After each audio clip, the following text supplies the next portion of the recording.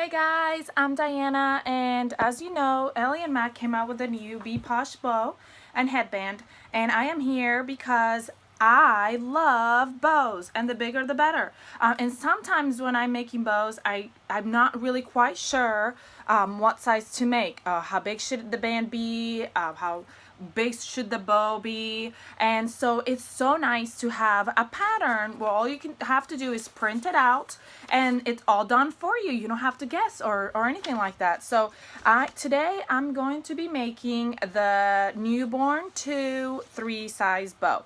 Now the headband, it has all the different sizes from newborn all the way to adult, if you like to wear fabulous things like I do.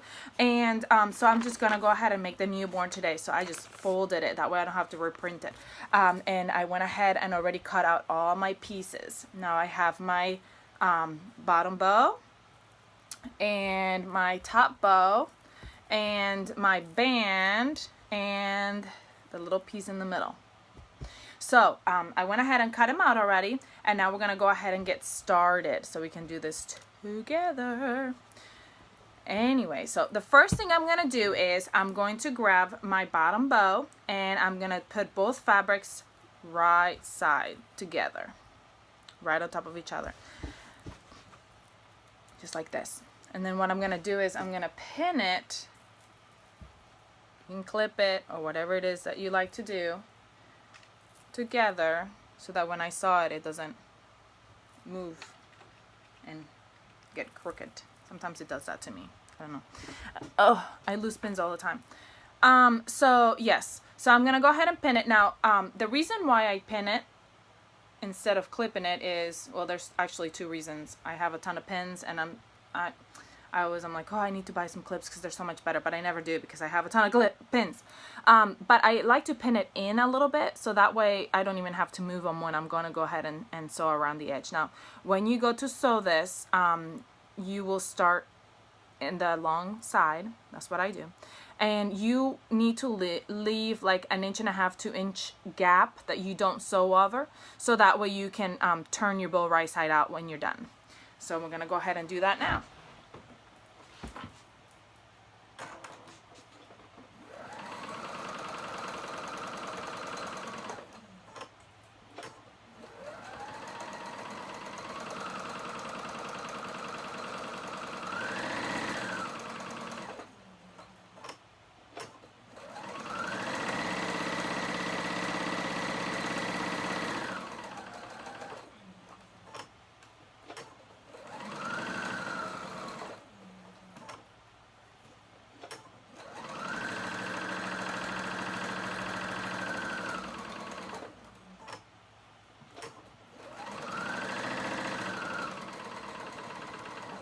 You want to make sure at the ends, when you're in the middle, you go back and forth, so that way when you turn it around, it doesn't come apart on the edges. So then I'm going to go ahead and take the pins off, and we want to trim the corners so that when you turn it around, it doesn't have all that bulk right there, and you can have a sharp corner. So I'm going to go ahead and go around. Make sure that you don't actually hit the thread where you sewed, because then you have to do it over again, and that's okay. Sometimes I make silly mistakes. So I went ahead and cut the corners, and so now I'm going to go ahead and turn it, that little area that I didn't sew, I'm going to go ahead and turn it over. And usually I like to go with the corners first. I feel like it helps them come in faster. Here it is.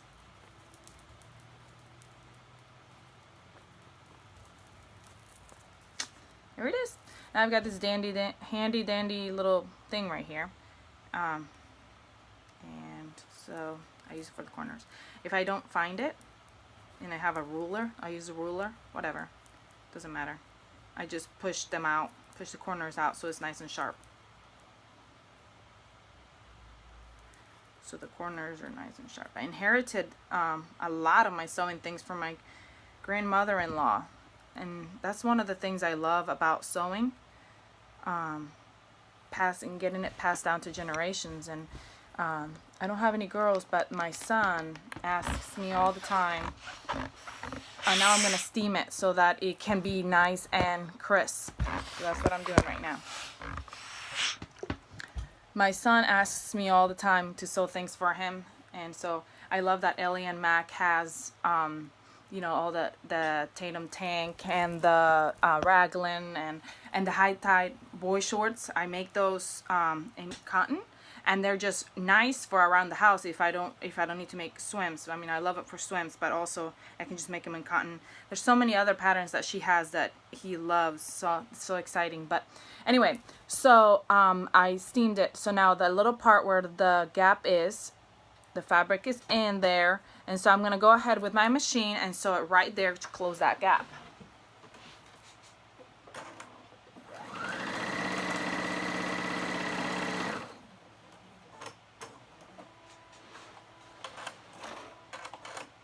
Make sure you go back and forth so that it's nice and closed up.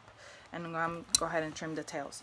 Now, I will do the same thing to the top bow. Now, I already did mine. So I did just exactly the same thing, right sides together, sewed around the edges, turned the back side, right side out, flicks the corners, and sewed it together. Now I used white thread just because that's what I've been using, and I think once you fold the bow you really can't see it.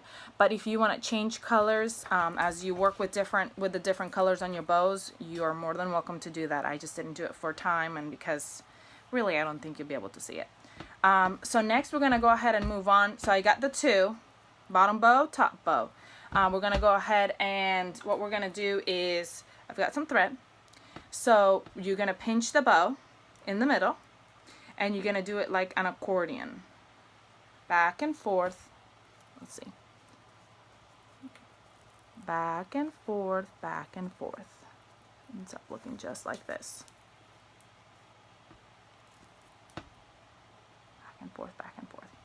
And then I'm going to grab some of that thread. Make sure it's kind of even in the middle. I lost it. And then I'm going to grab some of that thread and just wrap it around. Now I like to wrap it around quite a few times because I'm just scaredy cat that it's going to come off or whatever. I won. You know, those little girls, they're not little baby girls. They like to play around, run around. I don't know if I mentioned, I make most of these for my little nieces, and they are sweet as can be. But they like to run around, they like to play, and I'm not here to stop them. I want them to be able to do all those things, jump around, play around, and not have to worry about their bow coming apart. And that's one of the things I find with bows that you buy already made. They're kind of cheaply made and quickly made, so they're not made with love, and they tend to fall apart. But anyway, so here it is. It's tied at the middle, so it's not going anywhere. And I'm going to do the same thing with the bottom bow. Accordion. Think accordion. Back and forth, back and forth. And I'm going to use some thread. Wrap it around. Boop. It would help if I actually grab the right thread, not the one that's sitting at the bottom. The scrap thread. Are you like me? I end up, please tell me I'm not the only one, when I'm working on a project, no matter how big or how small the project is, I end up with scraps of fabric all over my room and pins everywhere. And thank goodness I've never stepped on a pin. And I don't know, I really don't know how, because I sew barefooted. And literally there's pins all around my feet. Because sometimes when I'm sewing fast, I just pull them and drop them. Not on the ground, I drop them on my desk, but sometimes they slide off my desk and go to the ground. I'm not very organized sometimes when I'm in the middle of sewing. I don't want to worry about that at the moment.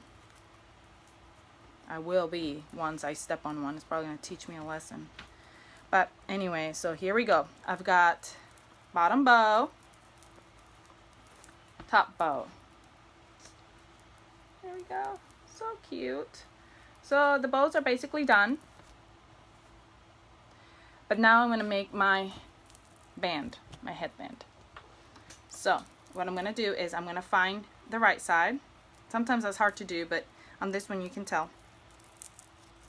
And I'm going to fold it long ways, right sides together.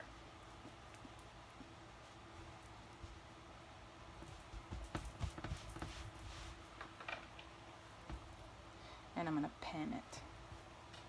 Again, I'm going to pin it low because then I can just leave the pins in. Be careful you don't run over a pin. I've done that before and sometimes it can be dangerous. So right sides together, long way.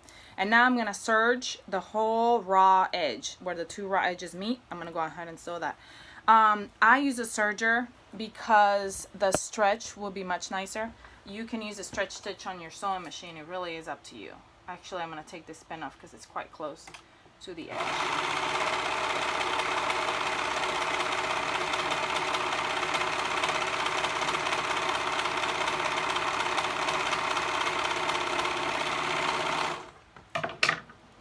Nice and serged. There we go. Now I'm going to go ahead and take the pins off, and what I'm going to do now is I'm going to flip it right side out.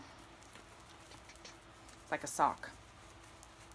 The bows, I don't know if I mentioned this already, the bows I made with quilting cotton, and I think this fabric was actually a fat quarter, so it was just a scrap and then left over from other things I did.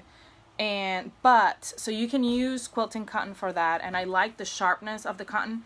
If you use knit, which I did for this one, you might want to use some knit interfacing so that it gives it the stiffness. I didn't for this one, but this was a heavier knit, so it stays up. But if you're using a flimsier knit, you want to put some of that in, but I didn't on this one. And then you definitely want to use some knit stretch knit for the headband, because if you don't, their head will not fit in there. So now it's got up. So, and then I'm going to put it right in the middle, and I'm going to steam it.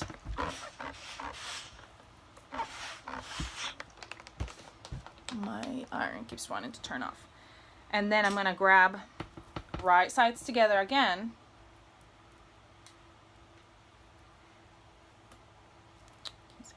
Right sides together, and at the raw edge, the small raw edge, I'm going to go ahead and serge again.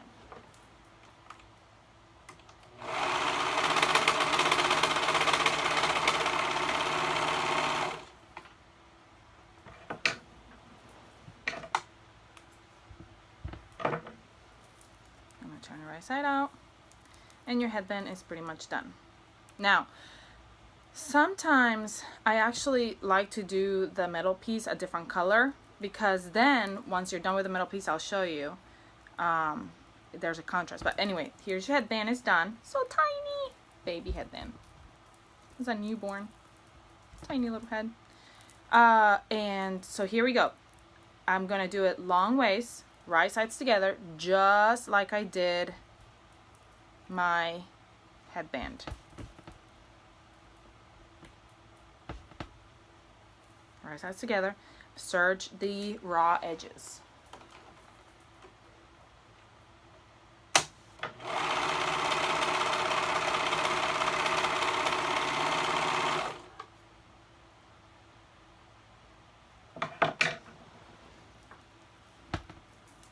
Now I'm going to go ahead and turn it.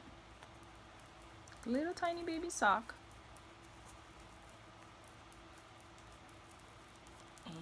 And steam it. Turn it. Put the seam at the back in the middle. Use some steam so it's flat. Flat. Now I'm going to grab my band, and what I did is I want to make sure that my seams all line up in the back, so that way you can't see them when your kid is wearing it. So I'm going to turn it. I'm going to wrap the middle piece around the back, and this is what I do. It makes it easier. I'll just wrap it right sides together.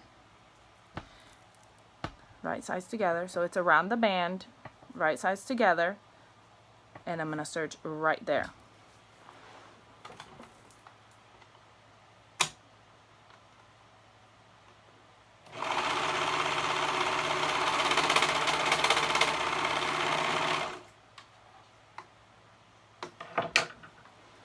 Now, the serge part now is facing front, and obviously I don't want that, so I'm just going to turn it. And I actually have done the middle piece with a cotton fabric before, and this part is really hard. So if you are going to do it with cotton, you can, but I would suggest to make it just a tiny bit longer, because you know cotton frays. So you want to make it a tiny bit longer, so when you serge, you have enough room for the serger to do everything. And then I'll probably do sew a little line with the sewing machine to help it not to fray. But I have done that. And then when you're gonna sew it together, you want to have a little bit of room, because see, knit, it has stretch, so it will turn easily, but the woven won't. So you want to leave a little bit of room so that you can turn it easier. So there it is. You can see, let's see, can you see it? No, right there. Ah, there we go. Right there you can see the line. So what I'm going to do is I'm going to put it towards the back where it is over here. So that way it matches. So that way when you have your headband front, you can't see any of the lines. Now this would be so cute by itself too. If you wanted to make different colors, even just white. This looks precious. But yes, there it is by itself. Then now what you're going to do is, and also for working out as an adult, this would be a perfect piece to wear when you work out. Then you will add, first we're going to go ahead and put the big bow. So kind of accordion the sides, edges again. And we're going to go right in and just pull it through. Again, if you do this piece with a woven, it's going to be really tight. So I use the tweezers to pull it through. Okay. Now, if you want to adjust the big bow, you can just leave the bow by itself. Make sure it's centered. It wasn't. Right by itself. Or if you just wanted to put the little bow in there by itself, you can just put the little bow. Oh, that's just scraps. The little bow by itself. But I like lots. I like it to be big. I like it to be bright. I like it to be beautiful. And so I put my other one in. And I like to kind of scrunch the middle. And there it is, you guys. Super easy. Now super easy. And super cute, ready for summer. What a cute little bow. I hope you enjoyed this. I hope you enjoyed me helping you out with this little bow. It's exciting. I hope you make tons more. And if you do, we'd love to see them on the Facebook page or Instagram. Go ahead and post them so we can see all your beautiful creations. Let me know below if there's any other things that you want me to show you how to make. But go ahead and check out Ellie and Mac for all the beautiful things that Lindsay's working on. This being one of them. It's so cute. Anyway, thanks for watching and hanging out with me for just a little while. I hope you have a great rest of your day. Bye.